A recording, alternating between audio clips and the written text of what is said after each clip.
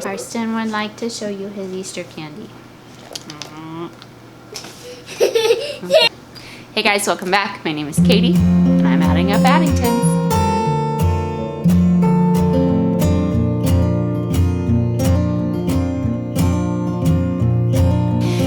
If this is your first time here, my name is Katie. I'm a mom of 8. My husband owns our own business. We homeschool all of our kids. We are former foster parents. We are adoptive parents.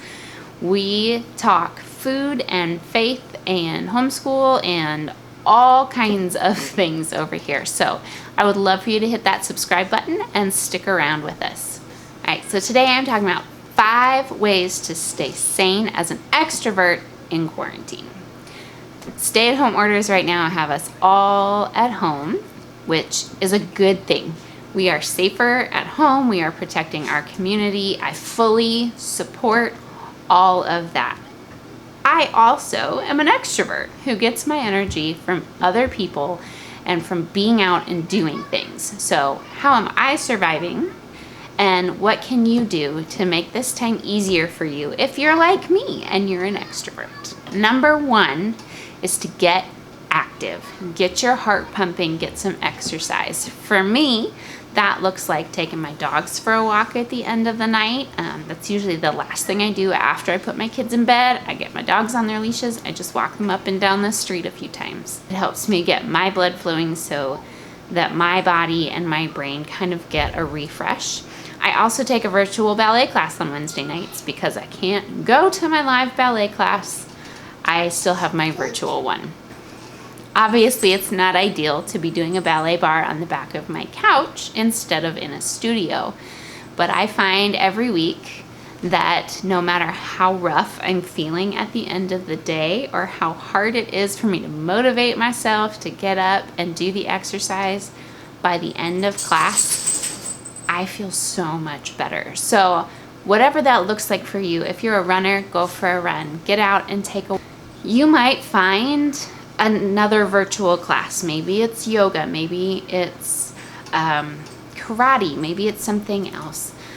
Or look up a workout routine on YouTube. Whatever it is, get your body moving, get your blood flowing, get your heart pumping. You'll feel better, even if it doesn't involve any other people. Number 2 is take the time to be creative. Now, for extroverts, our energy comes from being around other people and having an external input, having some input from things around us.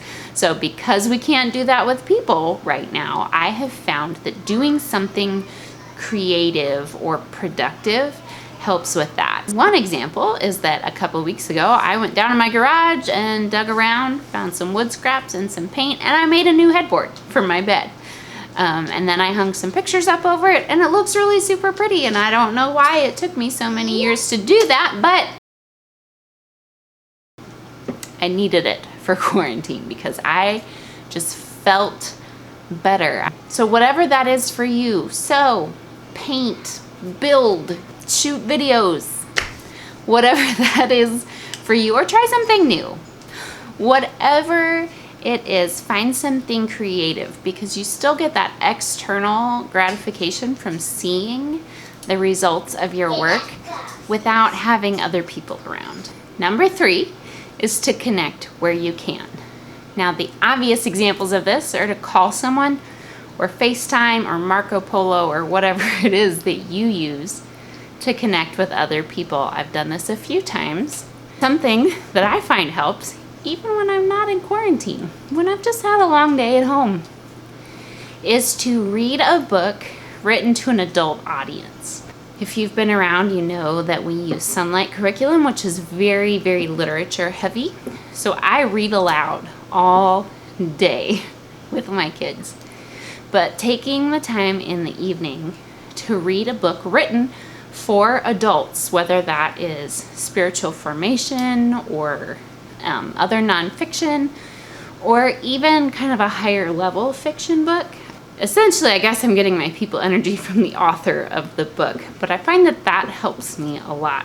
And then having an undistracted conversation. So My husband obviously lives with me, so I do see another adult, but taking the time after the kids go to bed to put everything down and sit with my full attention directed to him. All right, number 4 is to give yourself some grace. If your energy is already depleted from being home and not around other people, you don't have to try to do everything that's possible all at once. I sit down in the morning and pray and decide what my top priorities need to be, and then I focus on those priorities. So I don't do everything every day, and there's no reason that you have to either. Figure out what your priorities are, keep yourself healthy, and give yourself some grace for all the things that just don't get done. Number 5 is ask for help when you need it. This is weird and it's hard on everyone. So if you know that you are struggling and your energy is getting lower and lower and lower and you are going to be in trouble soon, ask for help. Now there are obvious limitations to this one. You can't get out, but maybe you can stand on your front yard and talk to your neighbor in their front yard. But admit when you need help, because trying to just tough it out when you know that your mental health is struggling is not going to help anybody, especially not you. And here is a bonus number 6.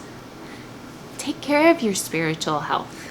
I'm an evangelical Christian, and so for me, there is no substituting the work of God in my life with external factors. Yes, God made me that way and I get my energy from other people and external factors, but that doesn't replace what God does in my life. And so I know if I'm starting to struggle that I need to take more time to address my spiritual health. I need to lean in harder. I need to spend more time with God. I need to actively ask for His guidance during my day. Because I don't have access to my normal extrovert outlets, which there's nothing wrong with it as a whole. But when I don't have access to them, that does not negate what God says about who I am.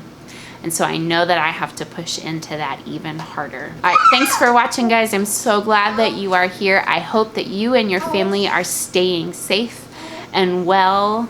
Again, I fully support all of the quarantine and safer at home measures, even when they are hard for my extroverted self. And here you can find us on Instagram or on Facebook, and we will see you next time.